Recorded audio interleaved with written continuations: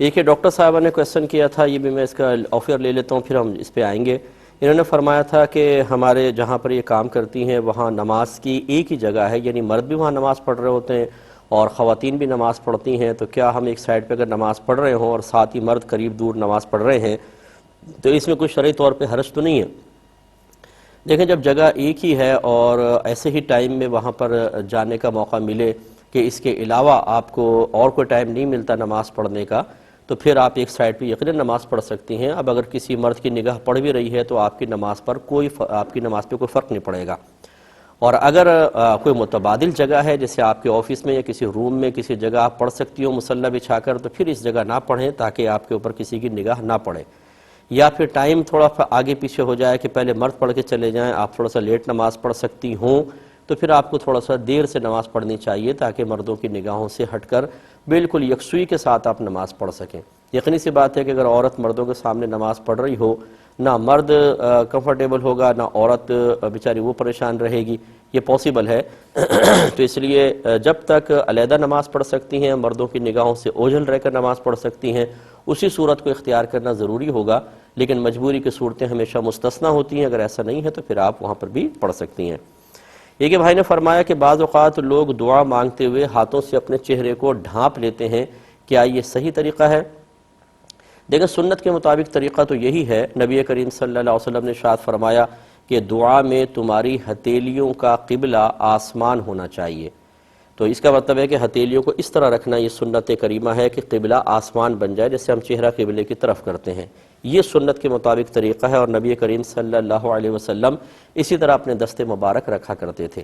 لیکن یہ بھی ہے بعض اوقات کہ اگر چہرے سے ہاتھ ہٹا کر آدمی دعا مانگے تو بسا اوقات اس کو یکسوئی حاصل نہیں ہوتی۔ وہ چاہتا ہے کہ اپنے چہرے پہ ہاتھ رکھ کر اس کو ایسا محسوس ہوتا ہے جیسے اب تمام دنیا سے میں چھپ گیا ہوں، اور اللہ تبارک و تعالی سے وہ سرگوشی کرنا چاہتا ہے، مناجات کرنا چاہتا ہے۔ اگر اس طرح کی کوئی صورتحال ہے تو کبھی کبھار یا تھوڑا بہت پوری دعا کے اندر تھوڑا بہت اس طرح کرنا کہ اپنے چہرے پہ ہاتھ رکھ کر یکسوئی کو حاصل کرنا اور بڑی لو لگا کر اللہ تعالیٰ کی بارگاہ میں خلوص اور دل سے دعا مانگنا چاہے تو اس کی گنجائش یقیناً نکلے گی۔ لیکن جیسے میں نے عرض کیا کہ ترک سنت نہ ہو، یہ بہتر ہے، تو تھوڑا بہت اس طرح کر لیں، پھر ویسی سنت کے مطابق دعا بھی مانگ لینی چاہیے۔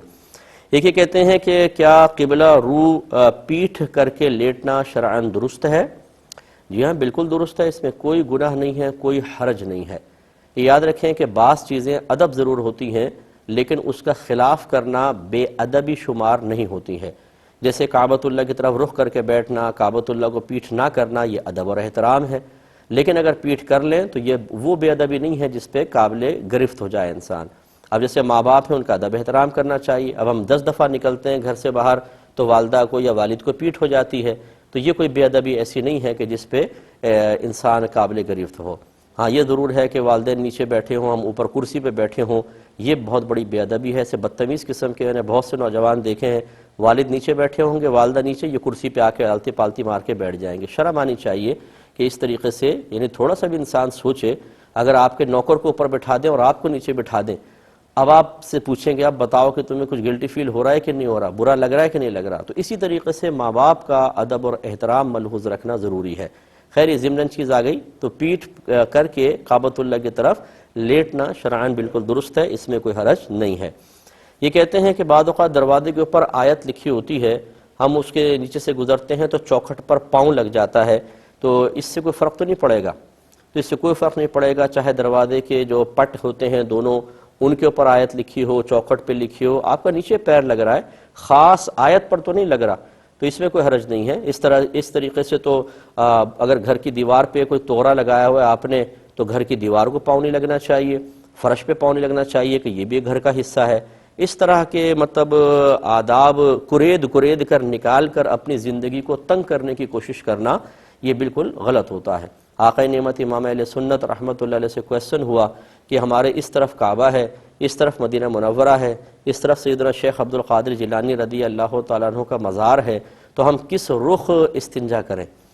کیونکہ نبی کریم صلی اللہ علیہ وسلم نے کعبۃ اللہ کی طرف رخ کر کے پیشاب وغیرہ استنجا کرنا یا پیٹھ کر کے منع فرمایا۔ تو کویسچن کرنے والے نے یہ کیا کہ یہاں کریں تو بے ادبی، اس طرف سرکار کی طرف کریں تو بے ادبی، غوث پاک کے مزار کی طرف رخ کریں تو بے ادبی۔ تو آقا نعمت نے بڑا پیارا جواب دیا، آپ نے فرمایا جو حدیث میں آیا بس اس کو فالو کریں، باقی اگر آپ باقی چیزوں کی بھی رعایت کرنے لگیں گے تو آپ کے چاروں طرف دنیا کے کسی نہ کسی حصے میں کوئی نہ کوئی مزار ضرور موجود ہوگا، تو پھر کیسے کریں گے استنجا؟ اس کا مطلب استنجا کرنے چھوڑ دیں۔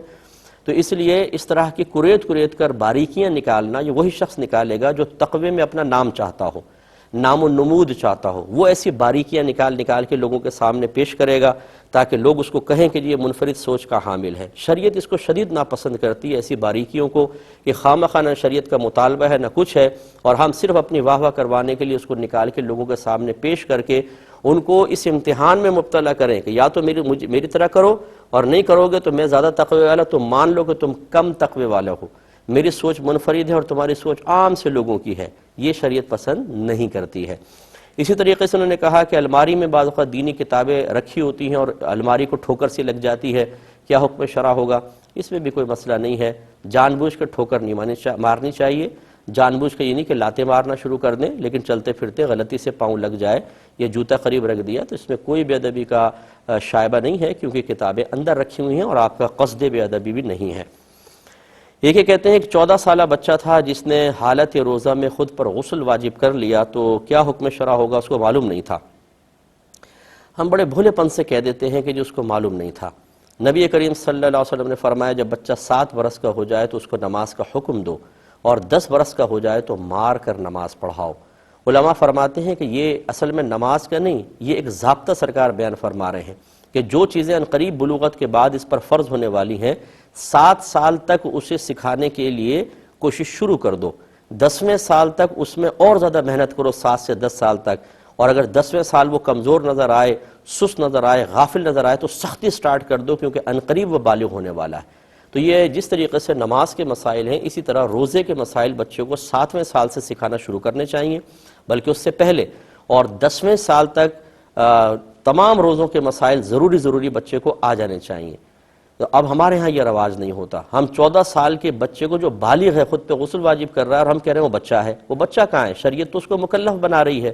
وہ بالکل گناہ گار ہوگا۔ اس طرح روزہ توڑنا حرام اور گناہ کبیرہ ہے، اسے اللہ تبارک و تعالیٰ کی بارگاہ میں توبہ کرنی ہوگی۔ لیکن اس میں یاد رکھیں کہ اگر عادتاً ایسا نہیں کرتا، کبھی کبھار شہوت کا غلبہ ہوا اور ہو گیا روزے کے اندر، ایک آدھ دفعہ جیسے ہوا، تو اس میں صرف قضا ہے، کفارہ نہیں۔ لیکن اگر کوئی اس کو کھیل ہی بنا لے کہ اچھا اس میں تو ایک قضا ہی ہے تو چلو پھر میں دوبارہ کر لیتا ہوں 3ری مرتبہ، تو پہلی مرتبہ معافی ہوتی ہے، صرف قضا ہے، کفارہ نہیں۔ دوسری مرتبہ کرے گا تو یہ قصد نافرمانی پر محمول کیا جائے گا، اور زجرن، اس کو شرعی اصطلاح کہتے ہیں زجرن، یعنی ڈانٹ ڈپٹ کے طور پہ اس پہ کفارے کو لازم کیا جائے گا تاکہ آئندہ اس قسم کی حماقت نہ کر سکے۔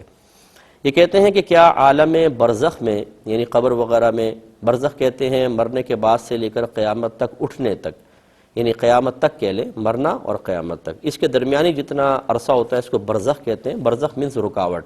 چونکہ یہ ٹائم پیریڈ ہمارے اللہ کی بارگاہ میں میدان معاشر میں کھڑے ہونے کے راہ میں رکاوٹ ہے، اس لیے اس کو کہتے ہیں عالم برزخ۔ اب یہ کویسچن کرتے ہیں کہ عالم برزخ میں والدین کو بچوں کے، اپنے اولاد کے عمل کی اطلاع ہوتی ہے کہ وہ اچھے عمل کر رہے ہیں برے عمل کر رہے ہیں؟